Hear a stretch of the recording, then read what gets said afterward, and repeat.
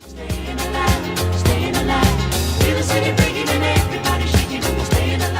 I would like to introduce my beautiful girlfriend, Carolyn.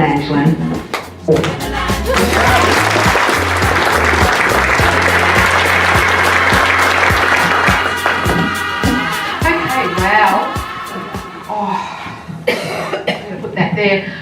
Oh, wow, thanks Shayna. That was amazing. Thank you for those words. That's just, that's awesome. A morning tea was being held at the school to welcome new parents. Parents of existing children were encouraged to go. So being the friendly sort of girl that I am, I thought I'd do the right thing and pop in for a cuppa and a chat. Upon my arrival, I spotted two new women that I did not know, and I introduced myself to them. We made polite conversation and then naturally talked about the school and our children. How many children do you have here?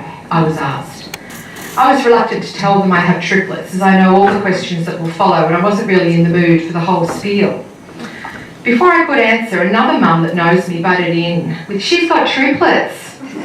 Out of the corner of my eye, I saw another new mum turn towards me as she heard the magic word triplets. She left the woman she was talking to and joined the small group I was with. "Did you say triplets? What are their names?" she asked.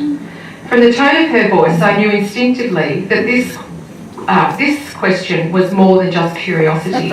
She was looking for answers. The familiar warning bells were ringing in my head. "Luke, Nathan and Matthew, why, what have they done?" "Oh, that explains it," she said. Apparently her little preppy Ruby was playing happily in the playground and was punched by Matthew. Ruby told her mother about it that night and was very upset about going to school the next day. "Never mind, darling," she cooed. "Just stay away from him." "But Mummy, there are 3 of him."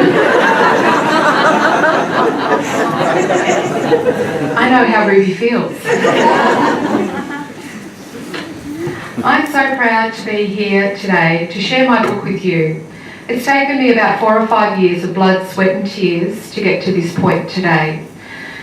It also took a lot of determination and perseverance to complete a book, especially one that is about my personal story.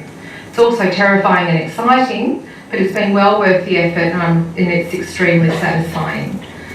Today I thought I'd share with you a little bit about what my book is about and why I wrote it. And please bear with me for reading, because I didn't want to just ad-lib, because then I'd just blab on and miss out on the really important things I wanted to say. So I am reading from my notes today. So as the title suggests, the book's about teenagers with ADHD. I'm not an expert on the condition, and I don't claim to be, but I do have 21 years experience of living with it and have been through the roller coaster of the boys being undiagnosed and not medicated, then medicated, and then when they became adults, choosing to no longer take their meds and dealing with the fallout from that. It wouldn't be a book about teenagers without mentioning girls, learning to drive, getting licences, demerit points, losing licences, car accidents, jobs, holidays, drugs, tattoos, Luke, psych wards and suicide attempts. I've also written about, is Frank Dando here today, or Evelyn? Evelyn, hi Evelyn. I've also written about the amazing school the boys attended, the Frank Dando Sports Academy. And we're privileged today to have Evelyn with us. And Frank can't be here today. But I might add that Frank is still actively teaching and running the school. During the holidays, he can regularly be found horseback riding or snow skiing at Colorado, all at the age of 88 years old, if you don't mind. I don't think we're really designed to have more than one baby at a time, and certainly not 3 teenagers at the same time. Dealing with all these issues 3 times over has taken me to the brink of despair many times. I've been brutally honest in my writing. I've shared my darkest moments, but also my strategies of how I've got through the hard times and how I cope on a daily basis. And why did I write the book? After I launched my first book in 2010, I was overwhelmed by the messages I got from people all over Australia telling me their stories and struggles of parenting kids with ADHD. Hearing my story helped them to not only feel as if they were the only ones. I still receive these types of messages, which has encouraged me to believe I was doing the right thing by continuing to write my story in this book. I'd like to share one letter that I got with you recently.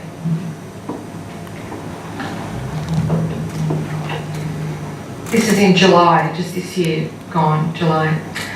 I thankfully found Carolyn only very recently via my cousin who has triplets. She had heard of Carolyn through the Multiple Birth Association. I had been a distraught mess and had no one to turn to who understood my life as my daughter has ADHD. My cousin suggested I get in contact with Carolyn as she has been through the ringer and written a book to tell the tale. I spoke with Carolyn that very same day. She was the most amazing beam of light with so much insightful information. She had been there after all. Carolyn sent her book and I devoured it. I couldn't put it down. It was like she was talking about me and gave me a whole new perspective. I was dealing with one ADHD child, yet she had 3. Her book helped me to see the need for self-care. It made me a little sad that our education department is so far behind in helping our wild and woolly children. After reading Carolyn's book, I do have hope.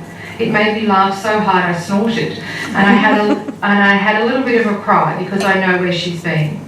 As I start my journey, I'm at the start of my journey, but her book gave me hope that with the right support, we as mothers can do anything for the plight of our children, even if they do send us a little insane at times. I can't wait to read her next book. And that was from Christy, who lives in Queensland, and she gave me permission to add that into my book, which I'm grateful for. And as recently as last week, I was in Woolies shopping for today. In the checkout line, I got chatting to the lady next to me. She was looking at what I was buying and asked me if I was having a party. I, feeling brave, I told her about my book launch and gave her my business card.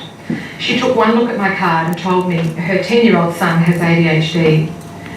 She since emailed me and asked if she would come to the launch. Are you here, Claire? I don't know whether she actually made it. Claire? Claire! Claire's my newest friend that I've talked to about ADHD. We met at Woolies last week at Doncaster. So when I got message, that sort of thing just says to me that it's encouraging to me that I'm doing what I'm meant to be doing, that I keep getting these little, some people call them coincidences. I call them, it's a bit of a God job that, I'm being directed in the right area and I'm doing what I'm supposed to be doing. So thank you, Claire, for that opportunity for us to talk last week.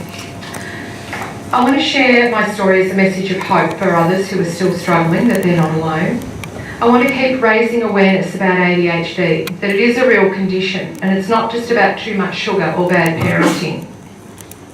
I want to help reduce the stigma around mental health by speaking about my personal battles. For example, when I was so desperately trying to get help from our mental health system without success, I resorted to self-harming and became suicidal.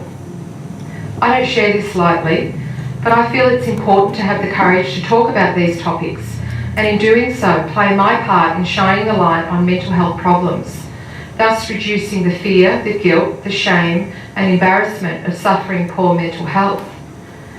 I hope that in doing so, others suffering will feel some level of comfort and also brave enough to reach out and ask for help. I believe society has only scratched the surface of addressing mental health problems. Organisations such as Headspace, Beyond Blue and Are You OK are a brilliant start at getting people talking, but we need to do so much more. Have you noticed at the end of TV shows that touch on mental health issues, they always encourage viewers to call Lifeline, as if that's the answer to everything? Obviously Lifeline plays a very important role in helping, but it's mainly a stopgap during a crisis or to refer people to other avenues of help. And from my experience, when you actually take steps to get help, it's very, very hard, if not impossible. I hope to make a difference to our current ineffective mental health system by voicing my concerns to those who need to hear them. I've already done this via an official complaint avenue, and the Mental Health Complaints Commissioner has accepted my case and is currently reviewing my concerns. I may only be one person, but I can have a voice and make a difference, and so can you. I hope you enjoy reading my book. It's not all doom and gloom. I have included some funny stories, just as I did in the first one. It may be not quite as funny, because let's face it, it is a book about teenagers. I'd like to thank you once again for coming today, and if you are struggling through life, just remember, if I can do it, so can you. Thank you.